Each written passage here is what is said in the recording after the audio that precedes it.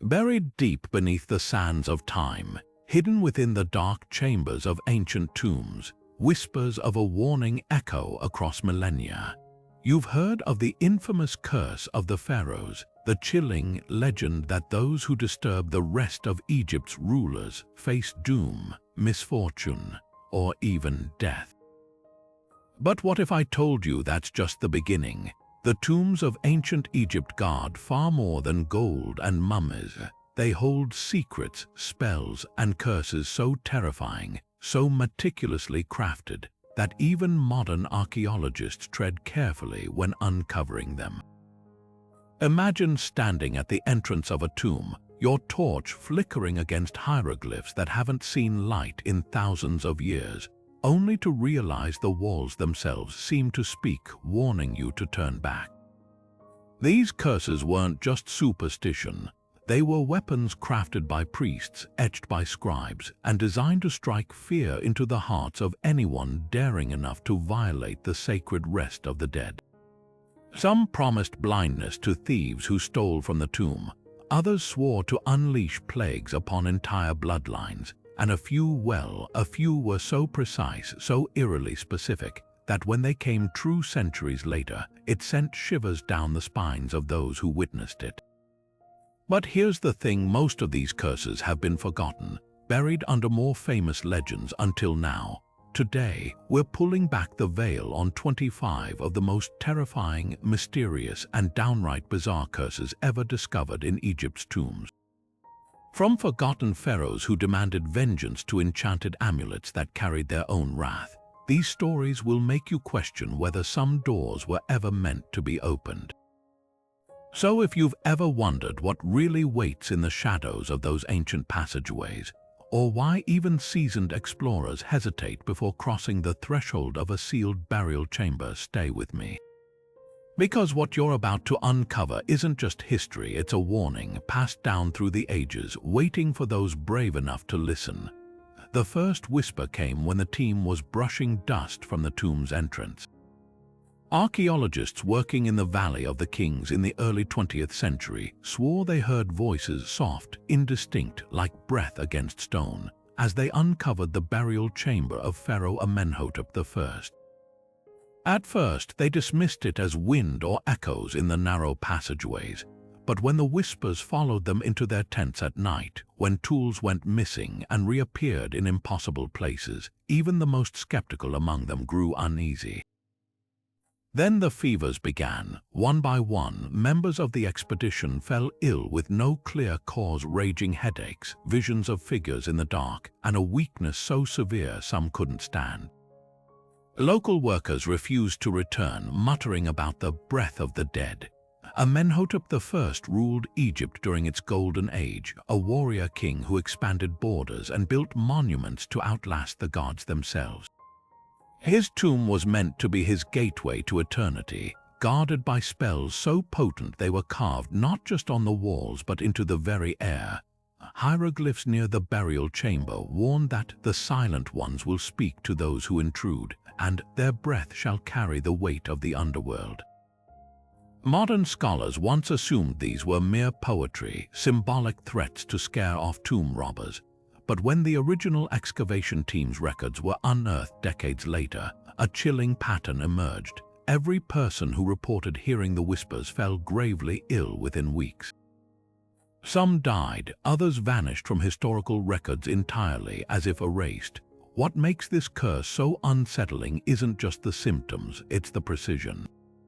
The whispers weren't random noise. Survivors' journals described them as rhythmic, almost chant-like, matching cadences found in later translations of the tomb's curses. One archaeologist, before his fever took him, scribbled in his notebook, "It isn't wind, it's language. Today, the tomb is sealed tighter than ever." Even infrared scans are conducted from a distance because some legends insist the whispers aren't a warning, they're an invitation, and if you answer them.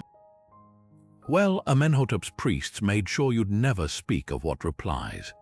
But could science explain the whispers of Amenhotep's tomb? In the late 1990s, a team of acoustic engineers and archaeologists conducted a groundbreaking study, mapping the tomb's chambers with advanced audio equipment. They discovered something startling: the narrow corridors and precisely angled walls created a natural amplification effect, like a stone-built whisper gallery. Certain spots near the burial chamber could carry even the softest sounds, a dropped tool, a footstep, and distort them into eerie, chant-like echoes. To some, this seemed like proof the curse was just physics playing tricks on the mind.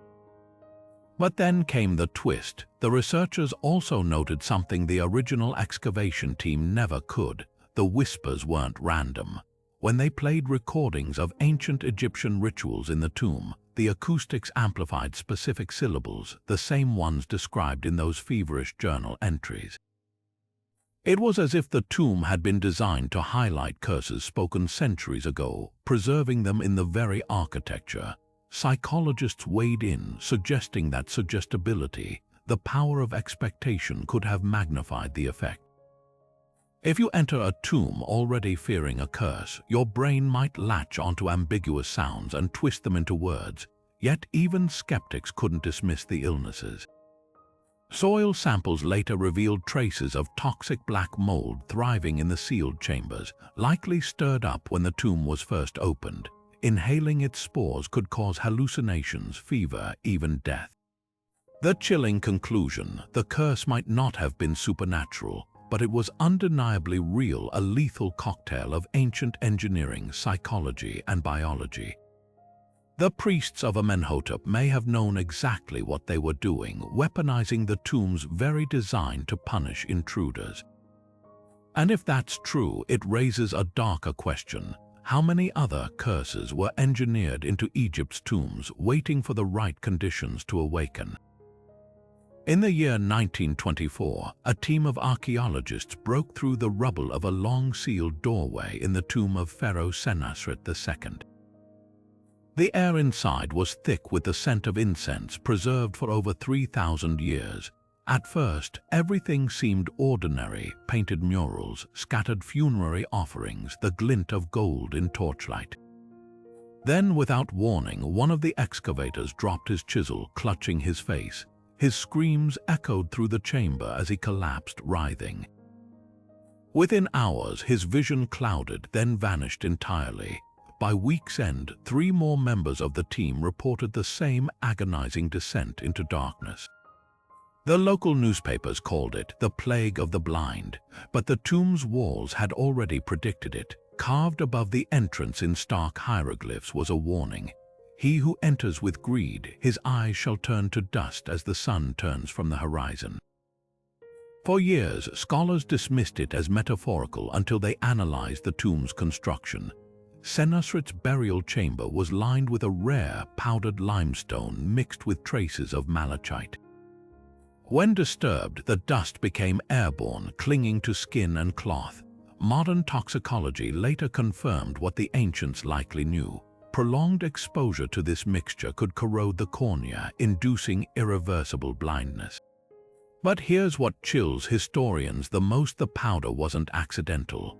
Archaeobotanists found remnants of crushed hellebore roots in the chamber, a plant ancient Egyptians used medicinally but only in precise doses. In concentrated amounts, its toxins attacked the optic nerve. The priests of Senusret hadn't just warned intruders, they'd engineered the very punishment described. Even the tomb's layout played a role. Ventilation shafts, usually designed to preserve airflow, were deliberately blocked with loose rubble. Disturbing the chamber ensured the deadly powder would hang in the air, settling slowly onto anyone inside. The most haunting detail: Senusret's curse wasn't instant. It gave thieves time to steal, to dream of riches before the darkness crept in, a cruelty as calculated as the pharaoh's famed military campaigns. Today, excavations near his tomb require full-face respirators, yet some still report a gritty sensation in their eyes even through protective gear. As if the dust refuses to be forgotten. The blindness curse of Senusret's tomb wasn't an isolated phenomenon. Across Egypt, other burial sites bear similar warnings, threats of stolen sight, of eyes that dry like the desert, and modern science is uncovering the terrifyingly practical methods behind them. Take the tomb of Queen Neferu in Deir el-Bahari, where excavators in the 1960s reported a stinging sensation in their eyes after brushing against the walls. Laboratory analysis revealed traces of calcium oxide, a corrosive substance used in ancient embalming rituals, mixed into the plaster. When exposed to moisture, say from sweat or breath, it forms a mild acid enough to irritate but not blind. That is, unless combined with something else. Hidden in the ceiling of Neferu's burial chamber were small clay pots, deliberately placed above the entrance and filled with powdered gypsum. When the tomb was sealed, the pots sat undisturbed for millennia, but the moment intruders jostled them, the powder would shower down, reacting with the calcium oxide to create a far more potent irritant. Similar traps have been found in at least 7 other tombs, always paired with curses about the sky's vengeance. It's a grim example of ancient psychological warfare. The priests didn't just rely on poison. They designed experiences. A thief might not go blind immediately, but the pain, the panic, the fear of the curse fulfilling itself, that was often enough to send them fleeing into the night, convinced supernatural forces were at work. Then there's the fungal theory. In 2018, microbiologists swabbing the walls of a lesser-known noble's tomb in Abydos identified a previously undocumented strain of Aspergillus, a mold notorious for causing ocular infections. Unlike common molds, this variant thrived in bone-dry conditions, lying dormant until disturbed. The moment fresh air or a curious archaeologist entered, the spores reactivated, clinging to eyelids and mucous membranes. Victims would initially feel nothing, only to develop symptoms days later, just as described in ancient texts warning of the patient anger of the gods. But perhaps the most unsettling revelation comes from the tomb of Thutmose III. Here, the curse tablets didn't just threaten blindness, they specified it would come, as the moon wanes, a slow, creeping darkness.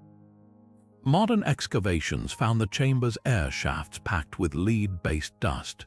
Chronic lead exposure doesn't kill swiftly. It accumulates, causing gradual neurological damage, including vision loss. The ancients may not have understood biochemistry, but they knew cause and effect. By the time a thief realized something was wrong, it was too late.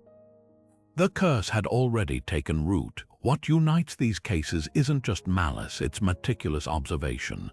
The priests didn't merely throw together random poisons. They studied how substances behaved over time, how human bodies reacted, and tailored their curses accordingly. In Senusret's tomb, the blinding powder was concentrated near the sarcophagus, ensuring only those who reached the heart of the treasure would suffer the worst. For the rest, a warning shot, itching eyes, a cough enough to make them abandon their loot. The message was clear. These weren't empty threats. They were calibrated punishments honed over centuries of trial and error. And that raises a haunting possibility. If the Egyptians could engineer curses this precise, what else did they bury with the dead, waiting for the unworthy to trigger them? When workers pried open the sarcophagus of Queen Hetepheres in 1925, no one expected the air inside to feel alive. The temperature spiked the moment the seal broke, as if the burial chamber itself exhaled after holding its breath for 4,000 years. Within hours, the first excavator collapsed with a fever so high his skin burned to the touch. Then another and another. By dawn, 8 men writhed in makeshift cots, their bodies locked in a battle with something invisible, something ancient. The queen's tomb was unlike any found before. Though looted in antiquity, her alabaster sarcophagus remained sealed, its contents protected by layers of resin-soaked linen.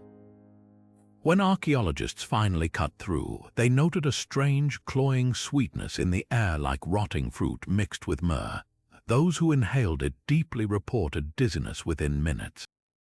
By nightfall, the fevers began, violent, unrelenting, spiking to deadly heights.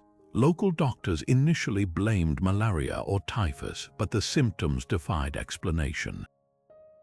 Victims hallucinated figures in pleated linen standing at the foot of their beds. Their sweat carried that same sickly sweet odor from the tomb. And then, most chilling of all, the fevers broke as suddenly as they'd begun, leaving survivors with a single, eerie commonality. Each could now recite fragments of Hetepheres' mortuary texts. In perfect Middle Egyptian, modern forensic analysis offers a terrifying explanation. Residue from the sarcophagus lining contained traces of ergot fungus, a mold that grows on damp grain and turns toxic when sealed without oxygen, exactly the conditions inside Hetepheres' tomb. When disturbed, its spores released mycotoxins capable of causing high fevers, convulsions, and even temporary psychosis. But ergot alone doesn't explain the linguistic phenomenon. That's where the resin comes in. The embalmers had packed the queen's burial wrappings with a unique blend of pine tar and frankincense, substances known to the ancients for their preservative and psychoactive properties. Under centuries of compression, these resins likely formed a volatile compound that, when inhaled, could induce trance-like states. Combine that with ergot poisoning, and you have a recipe for hallucinations so vivid they etch foreign words into the mind. The most unsettling detail, Hetepheres' sarcophagus curse wasn't an accident. Inscriptions on the tomb's south wall describe a breath of transformation, meant to carry the sacred words to unworthy ears. The priests didn't just want to punish tomb raiders, they designed a curse that would force intruders to become unwilling vessels of the queen's spells. Even today, the original excavation notes remain classified by Egypt's Antiquities Ministry. Rumor has it one page contains a handwritten addendum by the lead archaeologist, dated the night before his death. It isn't fever. It's memorization, and the more we sweat, the more we learn. The residue clinging to Queen Hetepheres' sarcophagus wasn't just ancient dust, it was a silent, lethal recipe. When bioarchaeologists analyzed the blackened streaks inside the alabaster coffin, they uncovered a nightmare cocktail of organic compounds. The thick resin lining the interior tested positive for tetracycline, a compound produced by soil bacteria. One the ancient Egyptians couldn't have synthesized deliberately, but likely harnessed through fermented grain. Mixed with the resin, it created a preservative so potent it mummified microbes along with the queen. But the real horror lay in what else they found: microscopic crystals of stibnite, a toxic antimony compound. Here's why that's chilling. Stibnite dust, when inhaled, triggers violent respiratory failure. But when sealed inside a sarcophagus for millennia, it undergoes a transformation. Trapped with the resins and human remains, it forms a volatile gas, one that builds pressure over centuries. The moment the seal cracks, that gas rushes out, carrying particles fine enough to slip through cloth or even early 20th century dust masks. The excavators in 1925 didn't just breathe in ancient air, they inhaled a weaponized cloud of crystallized poison. Modern spectrography reveals something even more unsettling. The stibnite wasn't evenly distributed. It clustered near the sarcophagus lid, precisely where prying hands would disturb it first. But the embalmers didn't stop there. Nestled among the resin layers were traces of henbane, a plant so toxic just 3 seeds can induce hallucinations. When heated, say, by a torch carried into the tomb, its fumes attack the nervous system, causing delirium and fever. Combine that with the ergot fungus and the lead-based cosmetics often found on royal mummies, and you have a biological time bomb. The ancient priests didn't just rely on curses, they engineered the tomb itself to become a death trap upon opening. The most haunting detail, this wasn't a one-off. Similar residue has been found in at least 11 other sarcophagi from the same dynasty, always paired with inscriptions warning of the breath of the vengeful dead. In the tomb of a lesser-known vizier named Amenhotep, excavators in 2012 discovered a hollow false bottom in the sarcophagus, a hidden chamber packed with powdered malachite and arsenic. Disturbing it would have sent a greenish cloud billowing into the chamber, the accompanying curse, "He who shakes my rest shall choke on the tears of the earth." Modern archaeologists now treat unopened sarcophagi with the same caution as biowarfare materials. Full hazmat suits, oxygen tanks, and real-time air quality monitors are standard. Because the terrifying truth is this: the ancients didn't just threaten vengeance, they built it into the very fabric of the tomb, molecule by molecule, waiting centuries for the arrogant or the greedy to trigger it. And in the case of Queen Hetepheres, the curse worked exactly as intended. The men who opened her sarcophagus didn't just die feverish and hallucinating, they died reciting her spells, their bodies and minds hijacked to serve her in death as they never would have in life. Deep beneath the step pyramid of Saqqara lies a maze so treacherous, even seasoned archaeologists speak of it in hushed tones.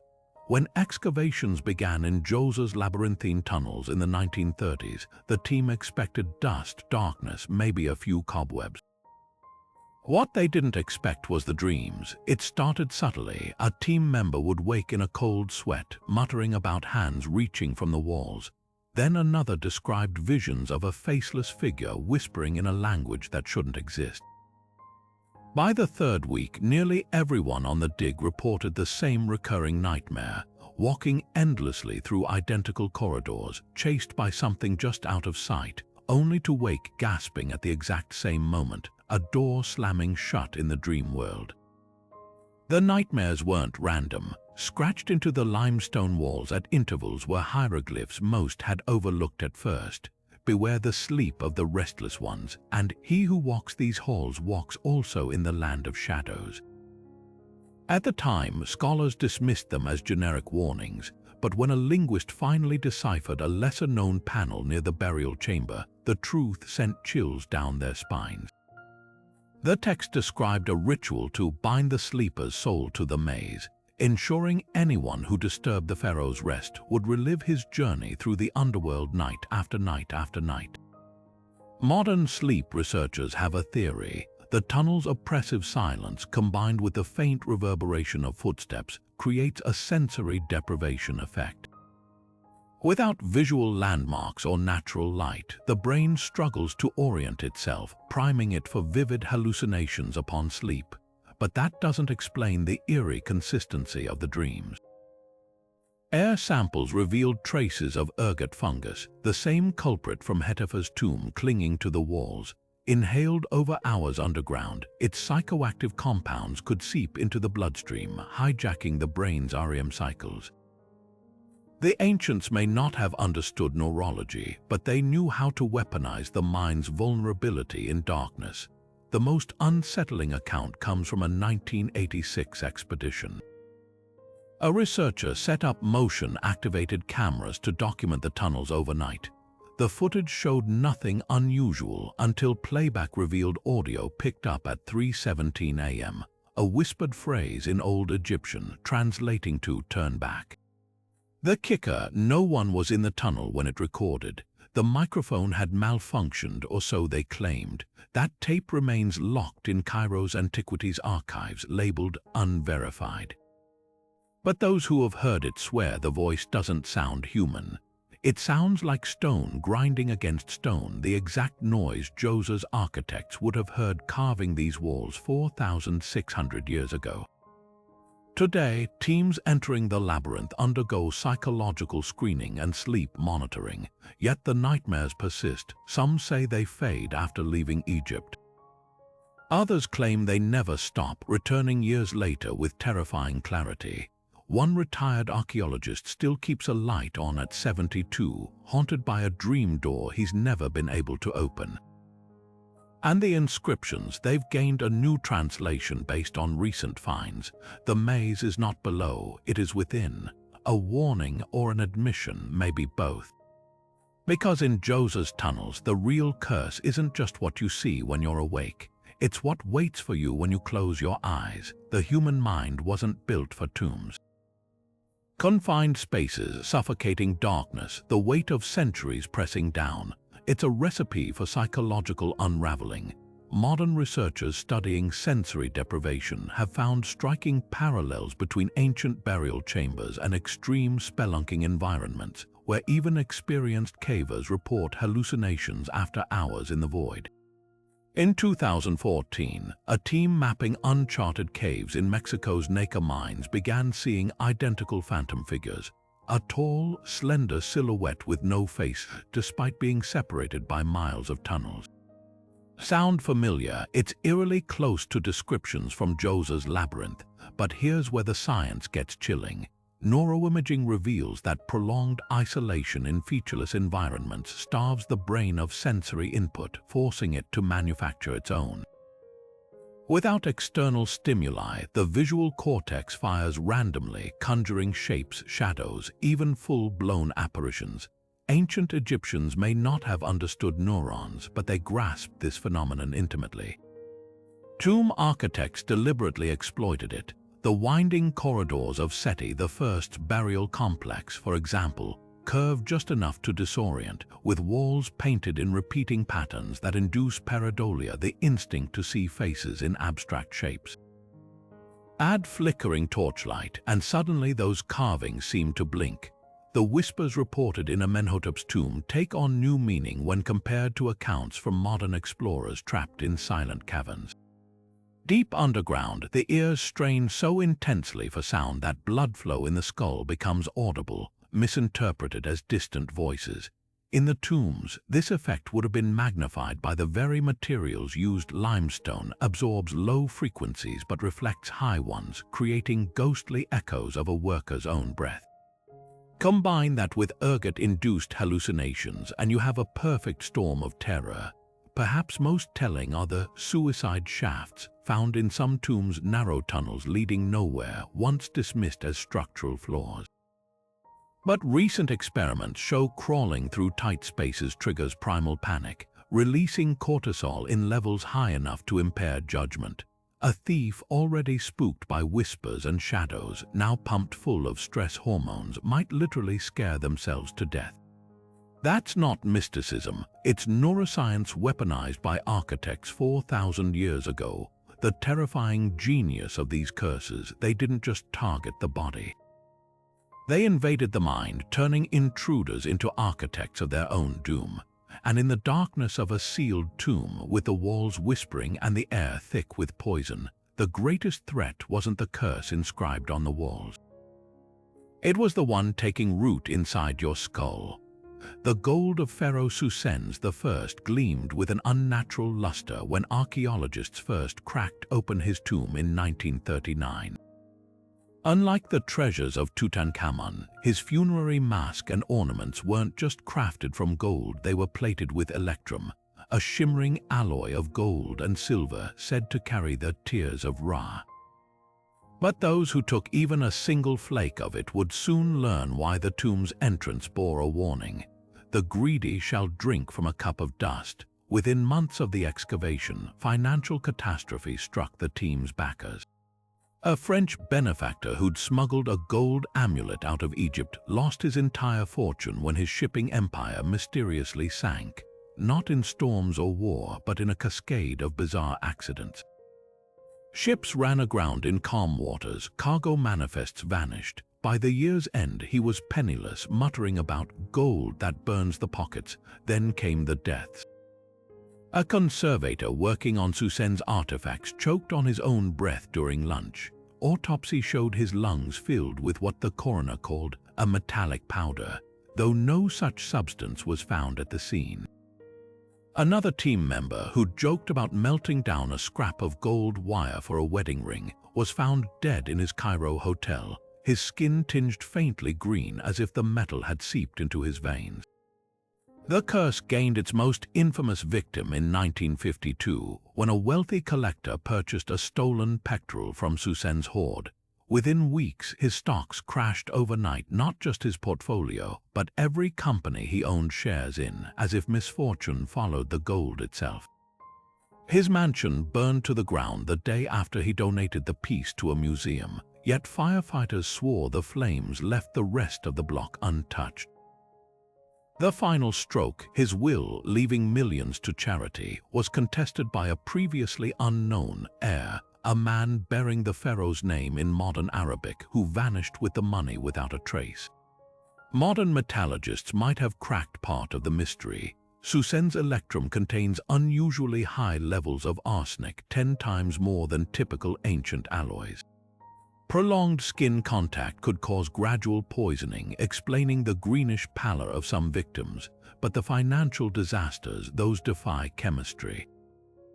Unless you consider the psychological factor, detailed records show every cursed individual became obsessed with the gold, neglecting businesses, ignoring advisors, making reckless decisions as if compelled.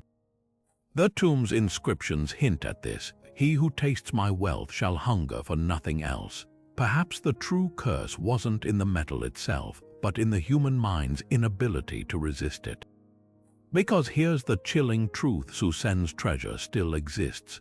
Most remains in Cairo's museum, yes, but artifacts have surfaced in private auctions over the decades. And without fail, their owners meet the same fate over and over, as if the pharaoh's gold refuses to stay stolen, dragging each thief down to the poverty they feared most. The ultimate irony: Psusennes himself died nearly penniless by royal standards. His tomb, though lavish, held less wealth than peers. Maybe his curse wasn't about guarding riches at all. Maybe it was a final lesson from a king who learned too late: gold glitters brightest when left in the dark. Tracking the path of Psusennes' stolen artifacts reads like a ledger of the damned. One particular pectoral, plundered from the excavation site in 1942, surfaced 20 years later in a Zurich auction house catalogue, listed simply as Egyptian gold ornament, Psusennes' private collection. The buyer, a German industrialist, paid a fortune for it, only to die 6 months later when his private plane's engine failed mid-flight. Investigators found the pectoral tucked inside his jacket, its chain fused to his skin in a pattern resembling hieroglyphs bound for the underworld. Then there's the case of the electrum chalice, smuggled out of Egypt in the 50s and sold through a chain of anonymous dealers. Auction records show it passed through 7 hands in a decade, each owner meeting eerily similar fates. Bankruptcies, sudden illnesses, even one man who reportedly threw himself into the Thames clutching the cup. The final sale, in 1968, ended when the winning bidder withdrew last minute, citing a nightmare where liquid gold filled his lungs. The chalice vanished from storage that same night, only to reappear decades later back in Cairo's museum, placed neatly beside Psusennes' sarcophagus with no record of how it got there. But perhaps the strangest tale belongs to a pair of gold armbands stolen in the chaos of World War II. They resurfaced in a Parisian pawnshop in the 70s, where the shopkeeper, unaware of their history, noticed something odd. Every customer who handled them complained of static shocks, no matter the weather. Then came the thefts, not of the armbands but from anyone who'd touched them. Wallets went missing, purses were slit open. One woman swore her diamond ring vanished mid-meal, leaving behind a faint gold smear on her finger. Police files from the time note an unusual detail. The pawnshop's security footage showed nothing amiss, just customers glancing nervously over their shoulders as if sensing something the cameras couldn't see. The auction world still whispers about the curse of the silent bidder. In 2009, a London auction for a Psusennes-era funerary mask had to be halted when half the room's phones simultaneously displayed a single hieroglyph, the symbol for thief. No hacker was ever identified, but the mask's provenance told its own story. It had been looted from a museum in the 80s, its previous owner found dead in his Monaco penthouse, the walls scrawled with what investigators assumed was gibberish. A visiting Egyptologist recognized it later, a crude copy of Psusennes' cursed tablet, written in hieratic script by someone who shouldn't have known how. These artifacts share one unnerving pattern: they always move against the flow of history. Stolen goods usually vanish into private collections or get melted down. But Psusennes gold, it resurfaces in museums, in police evidence rooms, once even in a church poor box with a note reading "returned," as if the metal itself refuses to stay stolen, dragging each possessor toward ruin until they relinquish it. The most chilling part, museum accession logs show gaps periods where items go missing for years, only to reappear with no explanation. And in every case, the last documented handler's name is struck from the records, like the curse itself is editing them out of history. It started with whispers in the dark. Workmen clearing debris from Pharaoh Merneptah's tomb swore they saw movement in the torchlight, shapes flitting just beyond vision. At first, they blamed dust or fatigue, but when a chisel flew from a worker's hand as if slapped away, when footsteps echoed from empty corridors, even the most skeptical among them grew uneasy. Then came the shadows, not the natural darkness of a tomb, but figures tall, elongated, with limbs that bent at impossible angles, slinking across walls where no light source could cast them. The local foreman dismissed it as superstition until the night his team refused to re-enter the crypt. They pointed to freshly exposed carvings near the burial chamber, a procession of jackal-headed guardians, their eyes hollowed out to hold black resin. In flickering lamplight, the figures seemed to pivot on the stone, their shadows stretching unnaturally long. One worker, trembling, insisted the carvings had changed positions overnight, that one now gripped a dagger not present in earlier sketches. Modern archaeologists have a name for this phenomenon, the Merneptah effect. Studies revealed the tomb's unique plaster blend, mixed with powdered magnetite and hematite, creates a faint magnetic field under temperature shifts. When torches heat the walls, these minerals subtly realign, warping shadows in ways the brain interprets as movement, but that doesn't explain everything. Infrared scans show cold spots precisely where workers reported the strongest encounters, areas corresponding to hidden chambers packed with ceremonial obsidian blades. The ancient priests knew what they were doing. Obsidian absorbs heat unevenly, creating localized air currents that feel like breath on the neck. The most chilling account comes from a 1992 restoration team. A conservator working alone documented a shadow stepping free of the wall before her flashlight died. When light returned, her camera strap had been neatly sliced, a clean cut matching the ceremonial daggers in Merneptah's funerary texts. No blade was found, but the next day researchers noticed something new, a previously overlooked hieroglyph above the doorway reading, "The guardians walk when the false light falters." Today, teams entering Merneptah's tomb use battery-powered lamps, avoiding the temperature fluctuations that trigger the shadows. Yet some still report a crawling sensation on their skin when passing certain reliefs. As if the stone remembers its purpose, to unnerve, to disorient, to chase intruders back into the sun with stories that keep others away. Because in the end, the greatest trick of these curses wasn't supernatural power. It was understanding human psychology well enough to make us curse ourselves. Paranormal investigators first entered Merneptah's tomb in 2010, armed with equipment far more advanced than the torches of early excavators. Their goal wasn't to plunder, it was to document. Thermal imaging cameras immediately picked up anomalies the team couldn't explain. Patches of wall radiating cold in perfect geometric shapes, matching the carvings of shadow guardians.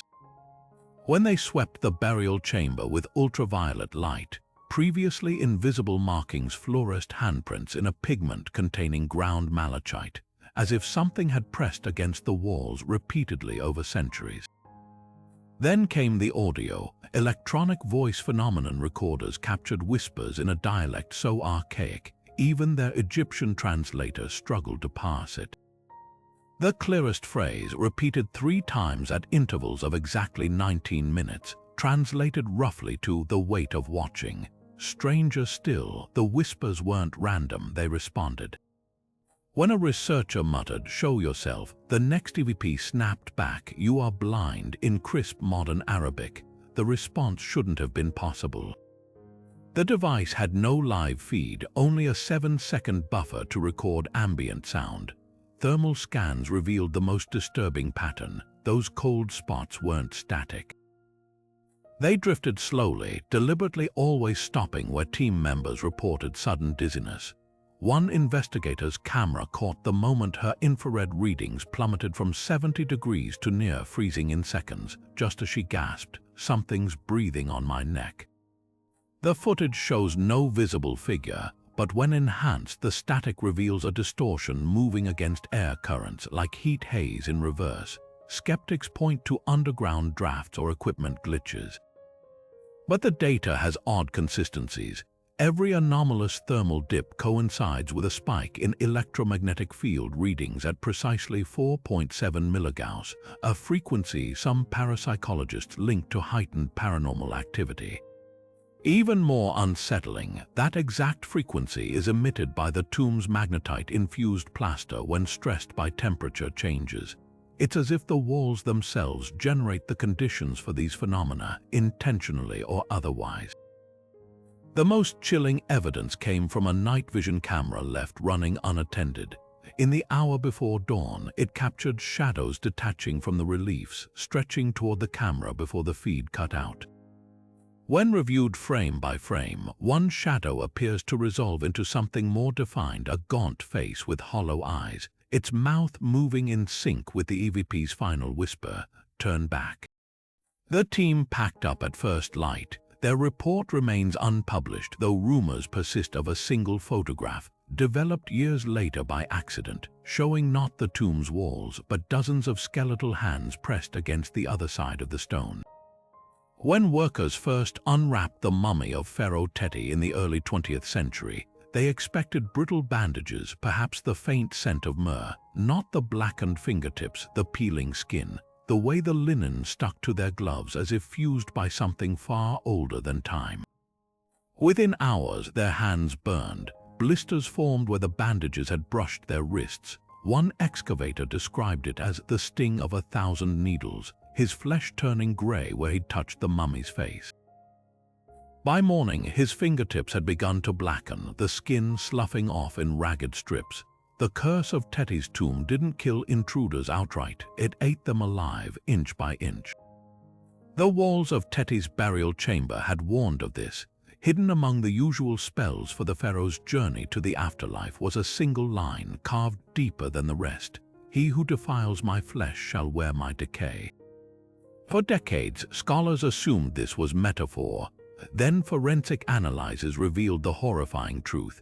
Teti's embalmers had soaked his wrappings in a concentrated solution of natron, the same salt used to dry out bodies, but mixed with something far more sinister: powdered lime and arsenic. Normally, these substances would dissipate over millennia, but Teti's priests had sealed his tomb with a resin so airtight, the corrosive cocktail remained potent, preserved like the pharaoh himself. Modern chemists recreated the mixture in controlled labs. The results were chilling. When exposed to moisture, say, from a sweaty palm, the compounds react violently, creating a weak sulfuric acid. Prolonged contact literally liquefies skin, but here's what unsettles historians most. The embalmers didn't just drench the bandages, they layered them strategically, more toxin near the hands and face, less around the torso. As if they knew exactly where grave robbers would grip. The rot didn't stop at the excavators. In 1934, a museum curator cataloging Teti's funerary mask developed rashes that spread up his arms like vines. Doctors blamed an allergic reaction until they noticed the pattern. The lesions mirrored the mask's gold hieroglyphs, as if the curse had stamped itself onto his skin. The mask's underside, tests later revealed, was coated in the same natron-lime blend, pressed against Teti's face for eternity. Perhaps the most unsettling case occurred in 2003, when a conservator wearing gloves still reported burning sensations while handling Teti's canopic jars. Lab work uncovered the reason. The jar's alabaster had been deliberately flawed with microscopic pores, allowing embalming fluids to seep into the stone over centuries. The curse wasn't just in the wrappings, it had infected everything Teti touched in death, waiting for living hands to wake it. Today, those who study Tetis remain suit up like hazmat teams. But some swear the precautions don't matter. They tell of tools rusting overnight after contact with the mummy, of gloves disintegrating days later in storage. As if the curse refuses to be contained, festering through time itself to fulfill its promise. Those who disturb the pharaoh's rest will wear his decay, not just on their skin but in their bones. Forensic examinations of Teti's remains revealed a meticulously calculated horror. When scientists analyzed tissue samples from the mummy's blackened fingertips, they discovered concentrations of arsenic 16 times higher than natural levels. But this wasn't accidental contamination. The distribution told a story. The poison clustered most densely around the pharaoh's palms and lips, mirroring exactly where thieves would grip or kiss funerary masks in ritual theft.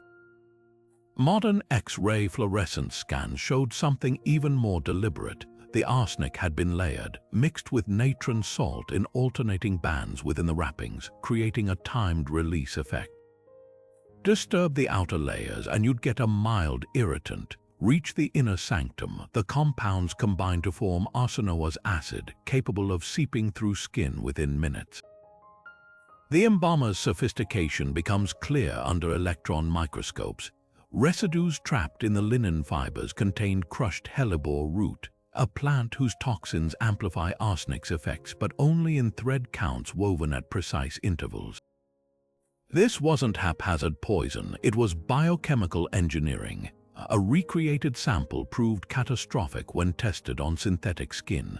Contact triggered necrosis in under an hour, with the flesh developing the same grayish-black hue described in early excavation notes. Perhaps most chilling is how the substances evolved post-burial. Sealed in resin for millennia, the arsenic-natron mixture underwent slow chemical reactions, forming new crystalline structures that modern toxicologists had never encountered. These nanoscale shards, discovered in 2018, explain why merely brushing against Teti's bandages caused such violent reactions. They literally tore through cell membranes like microscopic glass. The ultimate cruelty lies in the curse's selectivity. Analysis of tomb artifacts shows the poison was absent from treasures meant for the afterlife. Gold, amulets, and offerings remained clean. Only the items meant to be handled by living hands carried the invisible venom. A final insult from beyond the grave: take nothing and you'd leave unharmed. But reach for wealth and the pharaoh's decay would become your own. The restoration team entered Hatshepsut's mortuary temple with reverence, their modern tools ready to undo centuries of erosion. Nobody expected the sand to fight back. It started with coughs, dry, hacking fits that left workers gasping as if the desert itself had climbed into their lungs. Then came the silence. One by one, the healthiest among them began losing their voices, their vocal cords swelling shut until they could only mouth words soundlessly, their breath reduced to wheezing rasps. By the third week, 7 men were hospitalized, their throats lined with ulcers that baffled doctors. The temple's walls had warned them. Carved near the sanctuary's entrance, a line of hieroglyphs read, "The defiler's tongue shall wither as the Nile reed in drought." Forensic analysis decades later revealed the horrifying ingenuity behind this curse. Hatshepsut's priests had mixed finely powdered lime and crushed faience, a ceramic glaze containing copper salts, into the temple's plaster. When dry, it was harmless, but when restoration work began, the vibrations of chisels and brushes disturbed the ancient mixture, sending clouds of caustic dust into the air. Once inhaled, the particles absorbed moisture from mucous membranes, creating microscopic chemical burns that scarred tissue with terrifying precision. The copper salts added another layer of cruelty. They triggered violent allergic reactions, causing throats to close like fists, the most chilling detail. The poison wasn't evenly distributed. Samples showed the highest concentrations along the temple's processional route, precisely where modern workers would spend hours painstakingly cleaning reliefs. Even the choice of materials was calculated. Faience, sacred to the goddess Hathor, was believed to carry her wrath. To touch it carelessly was to invite divine retribution. But the curse had a twisted loophole. Those who worked slowly, who treated each stone with ritual-like care, often escaped unscathed. It was the hasty, the careless, who suffered most, their rapid movements stirring the deadly dust into the air. Perhaps that was the point all along. Hatshepsut, the female pharaoh who fought to legitimize her rule, knew the value of patience. Her curse didn't punish restorers. It punished those who rushed to erase time's marks without respect. Today, teams wear full-face respirators modeled after those used in biohazard zones. Yet some swear the temple still hums with silent fury. They point to security footage from 2015 where a conservator's mask slipped briefly. Though he showed no immediate symptoms, his voice vanished 3 days later permanently. Doctors called it a rare neurological disorder.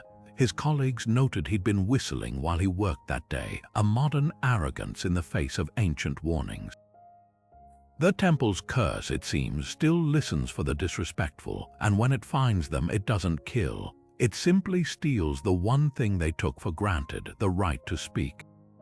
The deeper you venture into Hatshepsut's temple, the more the walls seem to conspire against you. Beyond the poisonous plaster lies an architectural nightmare, a labyrinth of false doors and shifting floors designed to disorient and ensnare. In 2008, radar scans revealed something chilling. A network of hidden chambers beneath the main sanctuary, their walls lined with grooves that match descriptions of ancient sand traps.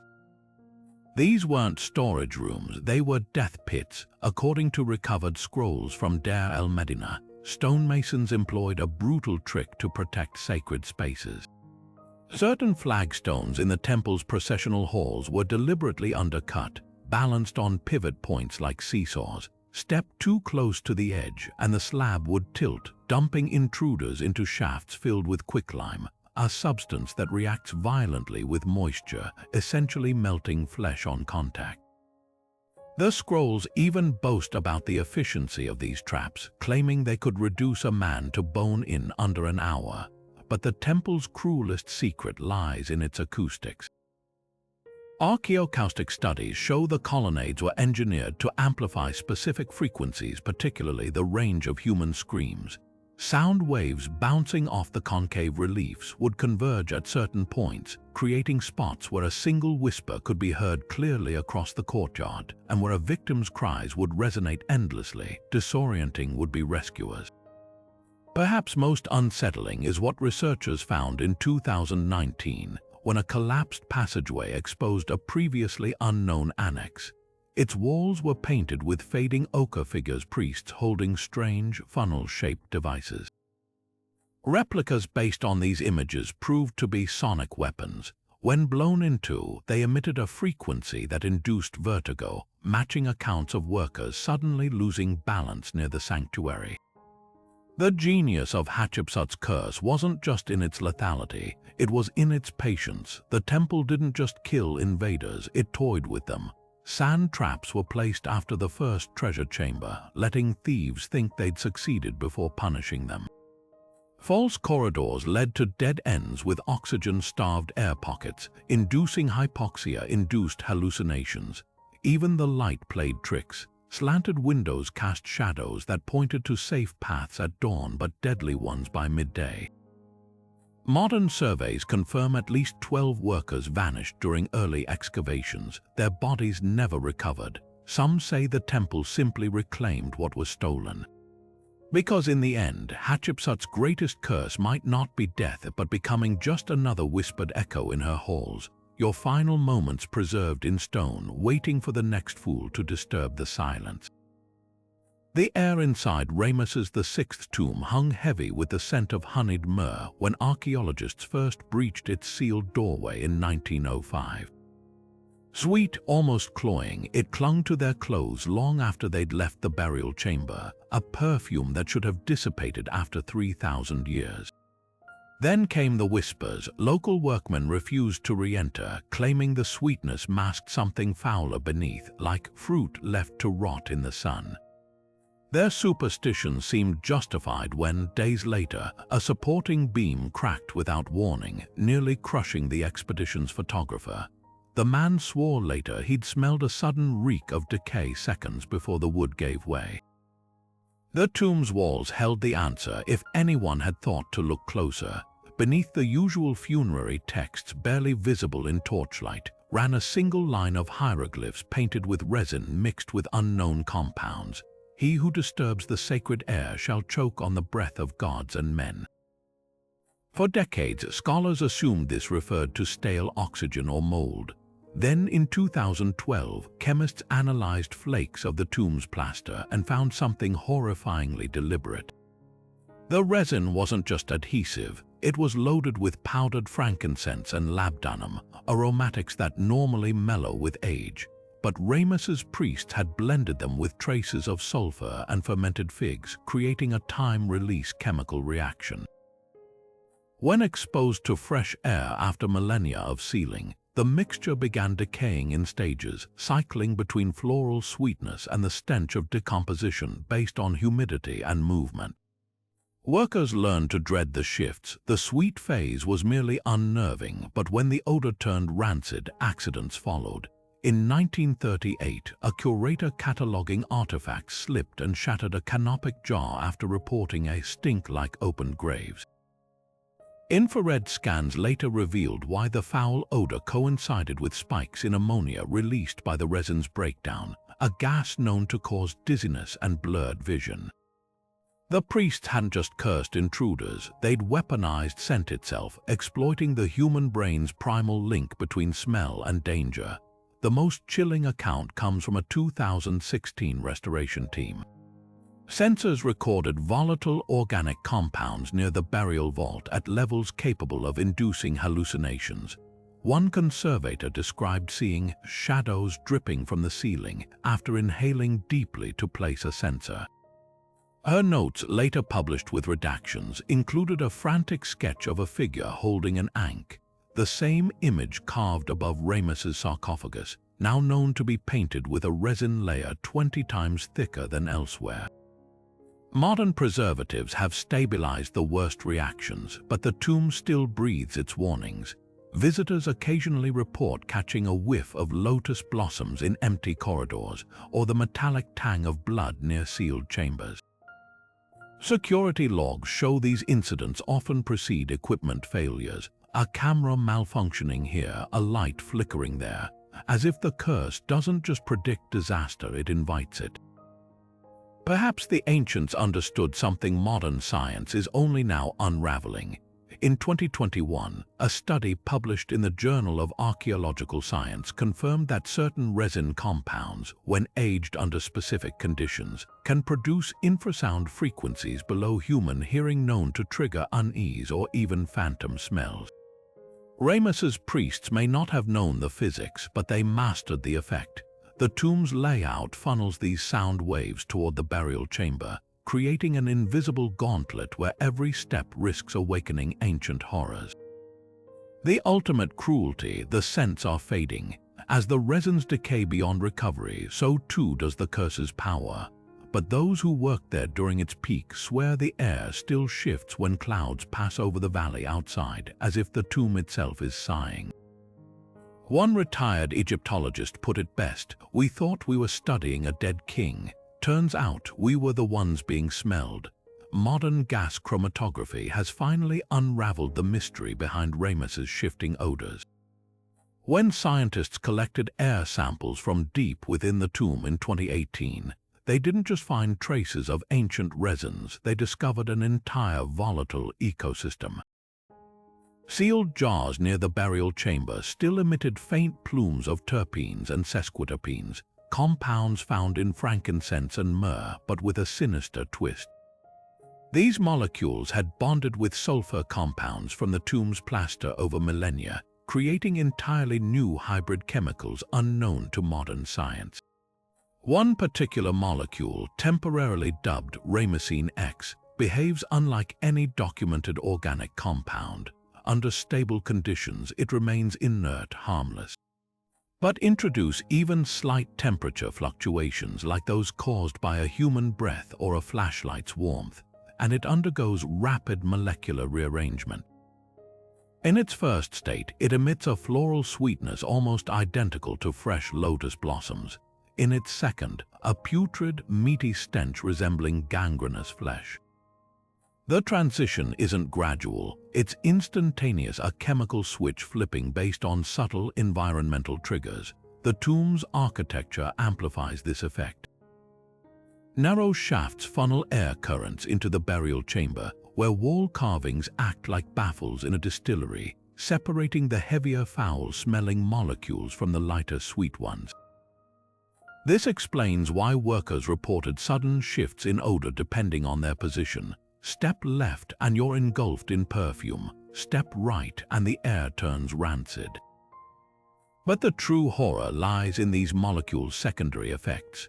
Ramesine X binds to olfactory receptors with unnatural tenacity, causing prolonged phantom smells long after exposure. One researcher described waking weeks later to the scent of rotting figs, despite being 3,000 miles from Egypt. Even more disturbing, the compound's structure suggests intentional design. Traces of copper salts found in the resin mix act as catalysts, speeding the transformation when exposed to human skin oils.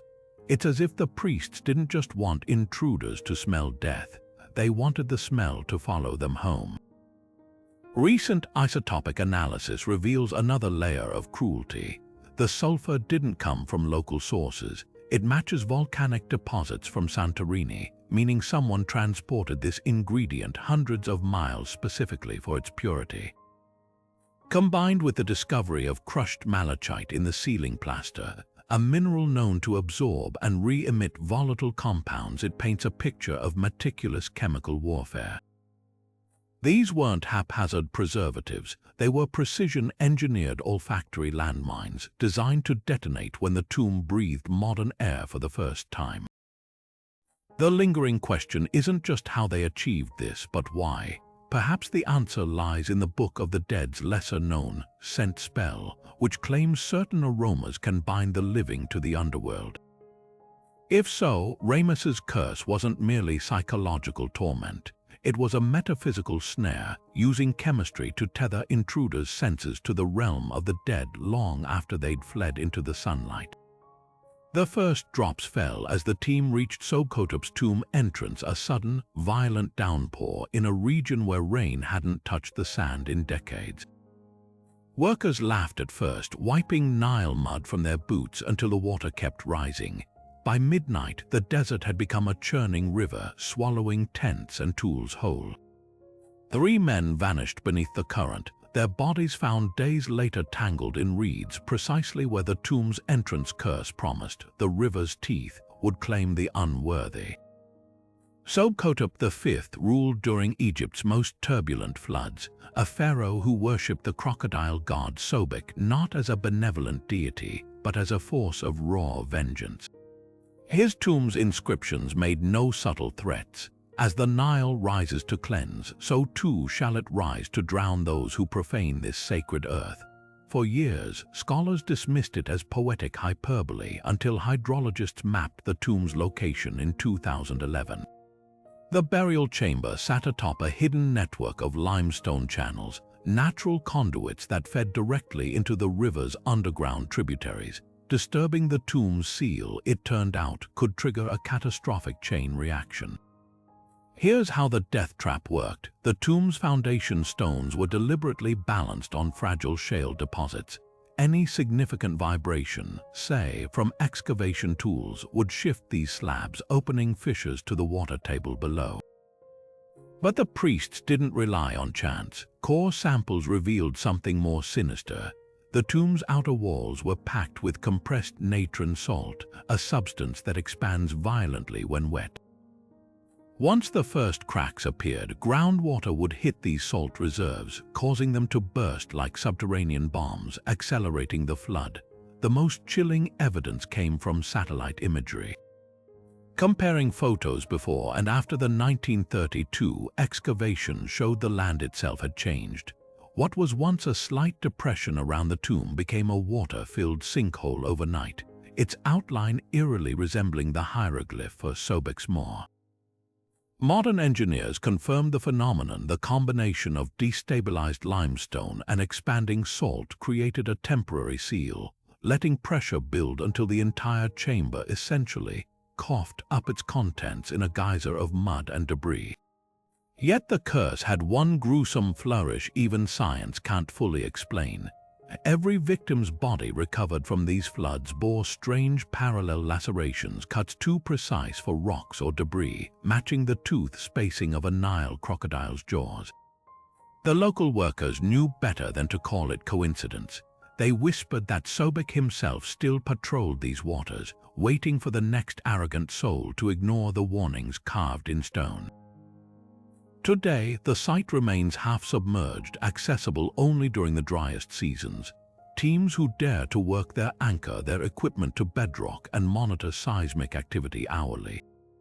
But sometimes, when the wind blows across the stagnant pools left by morning dew, it sounds almost like laughter, not human, not animal, something far older stirring in the dark water, satisfied that after 4,000 years the pharaoh's curse still flows as relentlessly as the Nile itself.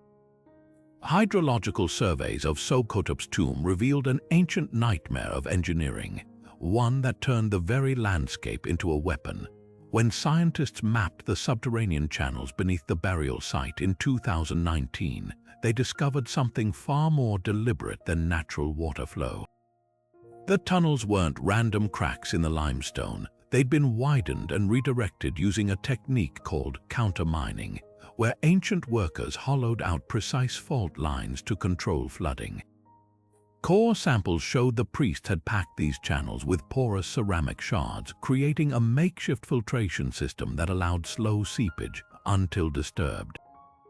Here's the trap. The tomb's foundation sat atop a thin layer of compressed Nile silt, carefully left intact during construction. This acted like a plug, holding back the water pressure building in the chambers below. But the moment excavation tools fractured that seal, hydrostatic force would rip through the ceramic barriers, turning the entire network into a flash flood pipeline. Modern simulations show the collapse would have been catastrophic within minutes. The tomb's antechamber could fill with 5 meters of churning water, sweeping away anything in its path. The real genius and cruelty lay in the timing.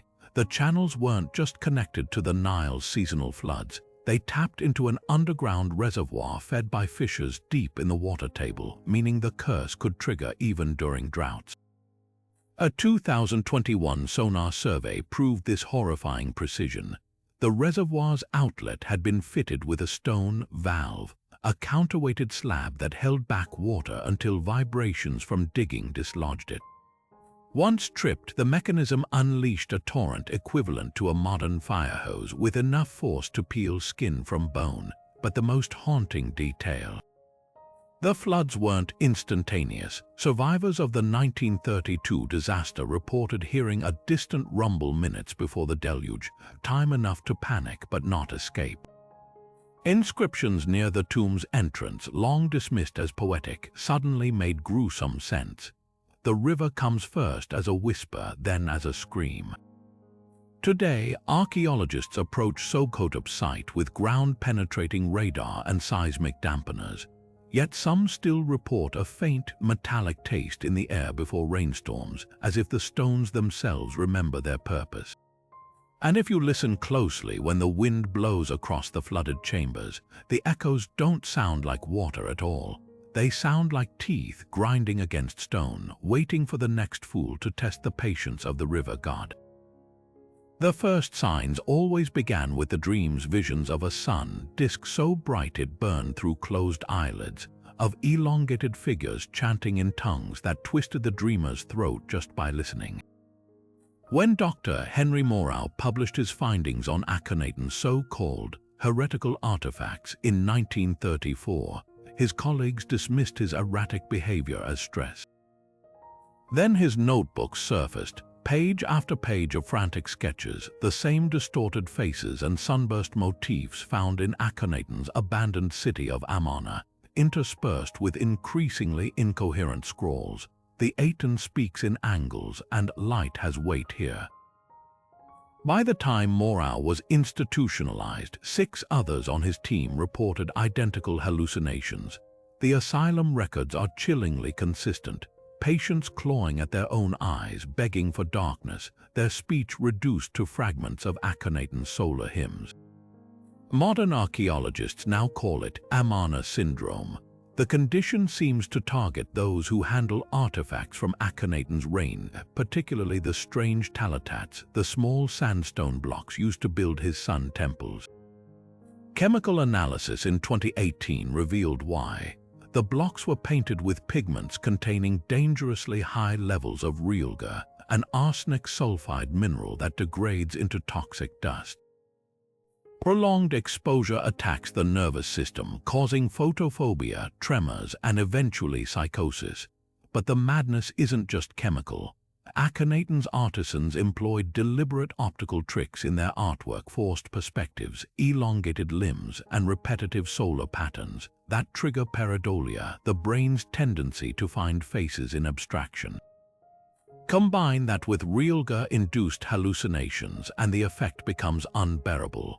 Victims don't just see distortions, they become convinced the art is moving, whispering, demanding something from them. The most disturbing cases involve researchers who'd studied the pharaohs, great hymn to the Aten. Linguists note the hymn's meter follows an unnatural stress pattern, creating a cadence that mirrors the brainwaves of seizure activity. Those who recite it aloud, even in translation, often report migraines and temporary aphasia, as if the words themselves resist being spoken. Then there's the light factor. Akhenaten's temples were designed to amplify sunlight at specific angles, creating blinding flashes during solstices. Replicas built in 2009 proved the effect could induce vertigo and disorientation within minutes. But the true horror lies in the artifact's aftereffects. Victims describe lingering sensitivity to light, seeing phantom sun disks in peripheral vision years after exposure. One conservator, now retired, keeps her apartment in permanent twilight, her medical file noting persistent solar pareidolia, her brain permanently rewired to see Akhenaten's god where others see only shadows. The most chilling account comes from a 2016 dig at Amarna's workers' village. A team member brushed dust from a pottery shard, revealing a crude sketch of a figure with the Aten's rays ending in tiny hands. That night, he woke screaming that the hands were plucking at his thoughts. Colleagues found him hours later in the desert, digging furiously with bare hands, insisting he could hear singing underground. His journal, recovered later, contained one underlined phrase: "The heretic king did not change religion, he changed reality." Today, artifacts from Akhenaten's reign are handled under strobe-free lighting with oxygen masks. But some say the precautions only delay the inevitable, because the curse isn't just in the pigments or the patterns, it's in the way Akhenaten's vision of the world was so radical, so unnerving, that even glimpsing it fractures the mind. As one survivor put it before taking his own life, once you see the world through the heretic's eyes, you can never see the sun as just a sun again. What if Akhenaten's curse wasn't just psychological warfare, but a meticulously engineered neurological trap? Modern toxicology has uncovered something chilling about the heretic pharaoh's artifacts. Many were slathered in lead-based paints so concentrated, a single brushstroke could poison a man. Analysis of Amarna-era pigments revealed levels of lead carbonate up to 70%, enough to induce chronic toxicity with prolonged exposure. But lead poisoning alone doesn't explain the visions. The real horror lies in the synergy between materials. Tomb walls in Akhenaten's abandoned capital were coated with a unique plaster mix containing gypsum and crucially crushed ergot fungus. When sealed for millennia in damp conditions, this combination creates a breeding ground for psychoactive mycotoxins. Inhale enough of that dust and the brain starts misfiring, blending reality with nightmare. Victims don't just see distortions, they feel them, like the sun's rays physically pressing against their skin. The most damning evidence came from a 2021 study of Amarna's residential quarters. Soil samples near pigment workshops showed staggering mercury contamination, likely from refining cinnabar for the cult's signature red paints. Mercury vapors attack the cerebellum, causing tremors and hallucinations, symptoms eerily similar to those described in Dr. Moreau's asylum records, but here's the twist: when mercury interacts with lead, it forms a compound that specifically targets the optic nerve. Suddenly, those accounts of burning sunlight take on a horrifying new meaning, not metaphor, but literal neurological damage. Perhaps the most insidious detail: the priests didn't just poison the art, they weaponized its creation. Excavations near Amarna's temples revealed workshops positioned downwind of prevailing breezes, ensuring artisans inhaled toxic fumes daily. Their skeletal remains showed telltale lesions, lead deposits in the bones, mercury in the teeth. These weren't just craftsmen, they were sacrificial components in Akhenaten's grand design, their very bodies becoming vessels for the curse. Modern conservators now handle these artifacts in negative pressure chambers, but some toxins have already seeped into history. X-rays of early 20th century excavation tools show lead residue ingrained in the handles, a silent contagion passed from hand to hand. And if you visit certain museum archives, you'll notice the Amarna artifacts are always stored separately, not for curation purposes, because even now, under glass and alarms, they still make the air taste metallic. The expedition team entered Ankhtefi's tomb laughing about the irony, a nobleman's burial chamber in the middle of Egypt's driest desert, yet stacked to the ceiling with food offerings. Jars of grain, dried fish, even honey cakes still fragrant after 4,000 years.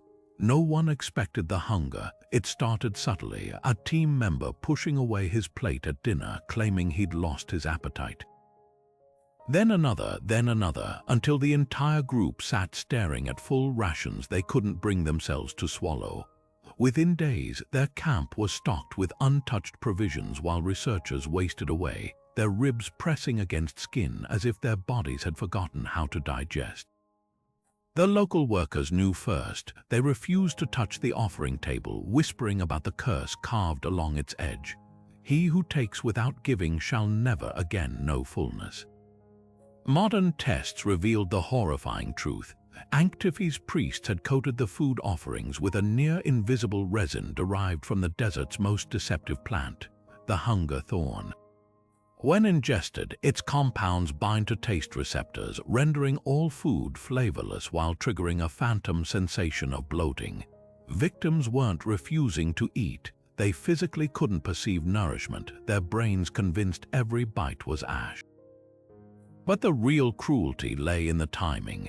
The resin's effects took hours to manifest, long after the thief had left the tomb, ensuring they'd carry the curse home like an invisible parasite.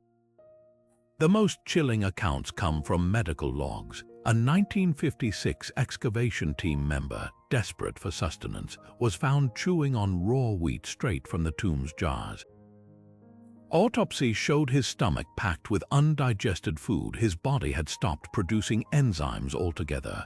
Another victim, a renowned Egyptologist, wrote in her final days that water tasted like swallowing sand, her tongue blackening from dehydration despite drinking constantly. What makes Ankhtefi's curse so terrifying isn't just the starvation, it's the specificity.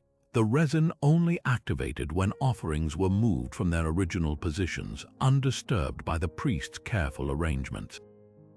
Modern spectrography shows the substance was brushed onto the food in patterns mirroring hieroglyphs for eternal feast, a final mockery from beyond the grave. Today, anthropologists handling such artifacts wear triple-gloved suits and face shields, because some hungers, once awakened, refuse to be silenced. The desert knows this best of all. It's been starving for millennia, patient as a tomb. The inscriptions lining Amenhotep's tomb didn't just threaten physical starvation, they spoke of a deeper, more insidious emptiness. Among the warnings about stolen offerings, one phrase stood out: "The thief's belly will swell with the wind of the afterlife." At first glance, it reads like a poetic threat. But recent translations suggest something far more unsettling. The ancient Egyptians didn't just fear hunger, they feared the spiritual void that came from disrupting the delicate balance between the living and the dead. This wasn't mere superstition. The concept of Ka, the life force or spiritual double, was central to their beliefs. Offerings in tombs weren't just food, they were sustenance for the deceased's Ka in the afterlife. To steal them wasn't just theft, it was a violation of cosmic order, severing the connection between worlds. The curses then weren't just punishments. They were poetic justice. If you took the dead's nourishment, you'd lose your own capacity to be nourished, trapped in a limbo where no food could satisfy. Modern linguists have uncovered layers of meaning in the hieroglyphs. The word translated as hunger in Amenhotep's curse was actually nenu, a term also used to describe the barrenness of the desert or the emptiness of a neglected shrine. The priests weren't just cursing thieves with physical starvation, they were condemning them to a life stripped of meaning, where every meal would taste like ashes because the act of stealing had spiritually hollowed them. Archaeological evidence supports this interpretation. In tombs across Egypt, offering tables weren't just stocked with food, they were inscribed with spells meant to transform the physical offerings into spiritual sustenance. Disturbing these rituals didn't just risk a curse, it risked unraveling the very fabric of the deceased's eternity. The hunger thorn resin, then, was more than a chemical weapon. It was a physical manifestation of that spiritual rupture, a way to make the thief feel the hollowness they'd created. The most chilling realization: some curses didn't just target the thief, they targeted their lineage. One broken stela from the Middle Kingdom warns that the offender's descendants would walk with mouths full of sand, a metaphor for generations cursed with unfulfilled desires. It wasn't enough to punish the living, the priests sought to ensure the violation echoed through time, a perpetual reminder of the cost of disrespect. Perhaps that's why Amenhotep's curse feels so unnerving even today. It's not about the fear of starvation. It's about the terror of being untethered, of taking so much from the past that you lose your place in the future. The tomb's whispers aren't just warnings, they're a mirror forcing us to ask what happens when we consume without reverence, when we forget that some hungers can't be filled by bread alone. From whispered hallucinations to engineered plagues, these 12 curses reveal a terrifying pattern. Ancient Egypt's tombs weren't just resting places. They were battlegrounds meticulously designed to punish the greedy, the arrogant, the unwary. Whether through poisoned pigments, acoustically amplified nightmares, or floods lying dormant for millennia, each curse followed a brutal logic: disturb the dead and the dead would reach back. But were these curses truly supernatural, or simply science weaponized by priests who understood psychology, chemistry, and architecture better than we've given them credit for? The mold-induced fevers, the optically triggered visions, the neurotoxic resins, all could be explained by modern forensics. Yet how do we explain the whispers that match long-dead languages, the artifacts that vanish and reappear, the dreams that outlast exposure by decades? Perhaps the answer isn't either-or. Maybe the true power of these curses lies in the intersection of the tangible and the inexplicable, the way they force us to confront how little we still understand about the past's relationship with the unseen. What's undeniable is their effectiveness. These curses didn't just kill, they told stories, spread warnings, ensured that even today, millennia later, we hesitate before crossing a tomb's threshold.